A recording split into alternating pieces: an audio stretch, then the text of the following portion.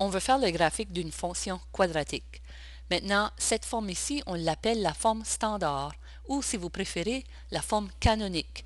On peut la représenter avec un P et un Q, ou bien un C ou un D. C'est la même chose, c'est quand même l'équation de la forme canonique ou standard qu'on l'appelle. Alors cette forme-là nous donne beaucoup de détails pour faire un graphique. On va regarder le rôle de chaque variable. On va commencer par le rôle de A. A va jouer deux rôles ici dans cet exemple. Par exemple, on va commencer par y égale x au carré, où A serait tout simplement 1. Alors, normalement, quand c'est 1, on va juste pas l'écrire. Y égale x au carré. Alors, pour faire le graphique de ça, je vais utiliser le site web de Wolfram Alpha. Alors, je vais aller chercher l'Internet. Et puis, sur mon site de Wolfram Alpha, je vais écrire tout simplement y égale x au carré. Et puis, c'est l'accent circonflexe qui représente le symbole au carré. On va voir qu'est-ce qu'il va nous proposer comme graphique.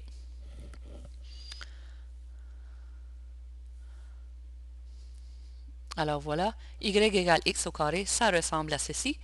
On l'appelle une parabole, ça ressemble un peu à un bol, et c'est la forme de le graphique. Remarquez qu'elle va vers le haut, et puis ici, les deux extrémités, on arrête à 1.4, c'est juste ça le zoom du graphique, mais c'est vraiment infini, on peut aller aussi haut qu'on veut des deux côtés, mais dans ce cas ici, il arrête au point 0, 0. Alors ça, c'était y égale x au carré. Maintenant, on a vu que ici, a est égal à 1, et on a remarqué par le graphique que la parabole pointait vers le haut parce qu'on avait une forme comme ceci. On va essayer de voir qu'est-ce qui se passe si j'écris y égale moins x au carré. Alors dans ce cas-là, a va être égal à moins 1. Alors si on retourne à notre graphique, et puis on va ajouter dans Wolfram Alpha un moins. Alors voir ce que ça ressemble. C'est exactement la même chose que l'autre graphique, sauf ça va aller vers le bas. Alors, ici, c'est un négatif. Elle pointe vers le bas, elle va avoir une forme comme ça. Alors, A nous donne comme première chose le sens de la parabole. Si A est positif, on va vers le haut, et puis si A est négatif, elle va vers le bas. A va nous donner une autre chose aussi, il va nous donner la grandeur de la parabole, c'est-à-dire comment large qu'elle va s'ouvrir. Alors, essayons différents exemples. Commençons par y égale 10x au carré. Puis après, on pourrait peut-être aller taper y égale 0,5x au carré pour voir la différence de ces deux-là.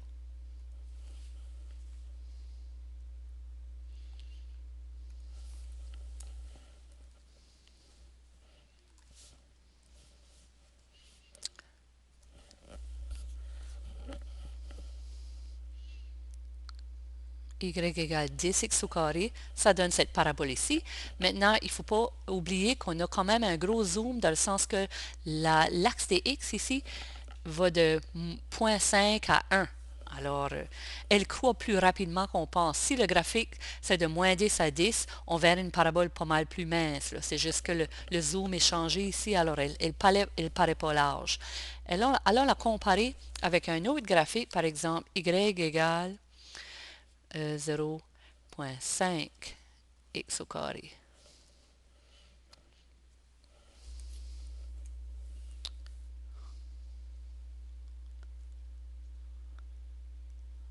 Puis là, il les a mis tous les deux sur le même graphique, mais le zoom est tellement large pour le x que ça ressemble presque pas à une parabole. Vous voyez, cette ligne violette ici représente ma deuxième équation qui est y égale 0,5 x au carré.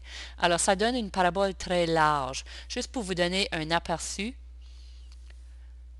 y égale x au carré ressemblerait à quelque chose comme ça. Oh, ça passerait par 0, je l'ai fait pas mal vite. Y égale 10x au carré serait très mince comme ça. Et y égale 0,5 x au carré serait pas mal plus large, plus évasé. Alors, le rôle de A nous donne aussi la largeur de la parabole. A nous donne deux choses.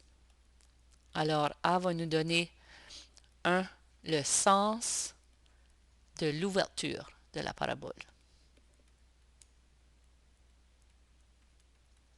Si elle va vers le haut ou vers le bas. Et deuxième chose, A va nous dire la largeur de la parabole. Elle va nous dire si elle est mince ou bien évasée. Bon, là, on va passer à une autre partie. Bon, maintenant, on va regarder au rôle de P et de Q, ou si vous préférez, le C et le D. Si je commence avec un exemple, comme celui-ci, y égale x moins 2 au carré plus 3. Alors, cette parabole-là, on va aller la taper dans Wolfram Alpha pour aller voir ce que ça ressemble.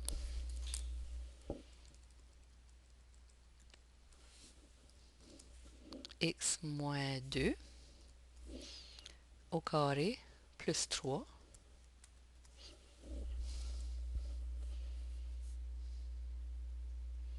Alors, de mon exemple, avec x moins 2 au carré, on a vis-à-vis du 2, on a le sommet de la parabole.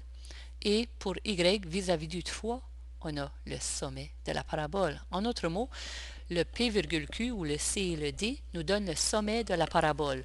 Alors, dans cet exemple ici, le sommet est à 2,3. Alors, si on revient à notre équation, le sommet, dans ce cas ici, était à 2,3. Maintenant, regardons l'équation de nouveau. On a moins 2 ici dans l'équation. Et la raison qu'on a moins 2, c'est parce que dans notre équation de forme standard, on a moins P. Alors, si on met P égale 2, par exemple, ça va donner moins 2 ici dans l'équation. Alors, c'est pour ça que le sommet est quand même à plus 2, même si ça met un moins ici. Et pour le sommet au niveau de l'axe Y, ça va toujours être le même chiffre qui est là, c'est-à-dire le 3. On va essayer un deuxième exemple maintenant. Y égale moins 3. Alors, on va changer maintenant avec la valeur de A. Et on va essayer X plus 5 au carré moins 4. Alors, allons voir ce que ça donne. Alors, pour cet exemple, on avait moins 3, parenthèse, x plus 5 au carré moins 4.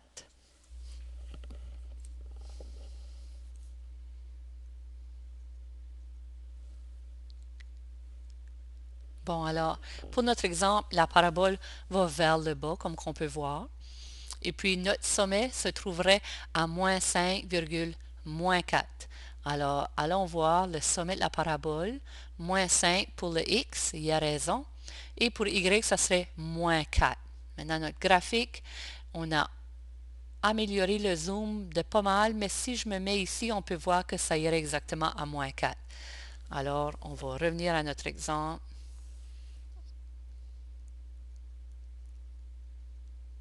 Et puis, dans ce cas ici, on avait le sommet. Oups, désolé. Le sommet de cette parabole-là, qui était à moins 5, moins 4. Alors maintenant, on sait comment identifier le sommet